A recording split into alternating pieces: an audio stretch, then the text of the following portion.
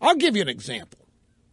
Trump did this press conference today, and it just scorched Facebook.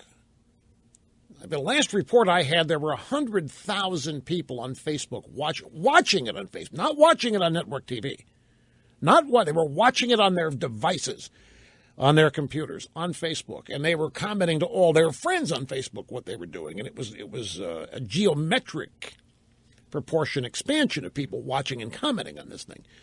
It is my contention that Trump has done much more to garner support with these types of appearances than anything that's happened in a debate.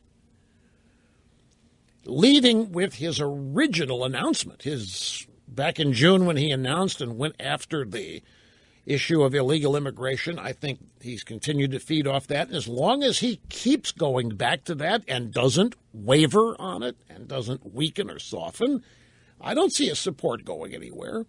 Not from people who are with him because of that issue. And he hit that again hard today.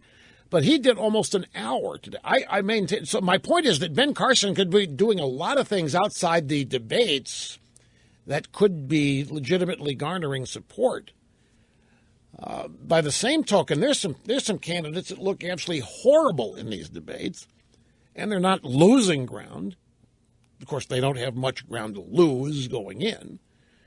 But they are flatliners. I think there's a lot of overemphasis on these debates.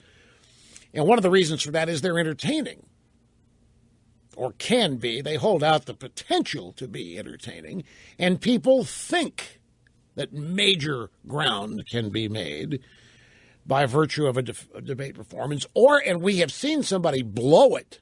That we know can happen. Like when Gerald Ford slipped up and tried to tell us that the Soviet Union was not communist. Or some Soviet satellite state. Poland was not in the Soviet sphere of things. They tried to take Reagan out in the first debate in 1984, trying to claim that he'd already lost it. They failed in that effort. But I've seen people in debates ruin their chances negatively. But it's arguable that one or two debate performances can launch you. It's happened. But it takes more than that. And I just to repeat what Trump did today among people who saw it, if he's down, if these polls are right and he's down in Iowa, down nationally, it's stuff like what he did today that's going to launch him back and get him back to number one, not debate. First place, there aren't enough of them.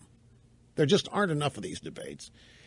And you look at the allotted speaking time on these debates, even the person that ends up speaking more than anybody else is at about 8 minutes, 8 or 9 minutes, unless you are really schooled in brevity and the soul of wit and being able to get in, get it, and get out in a sentence or two.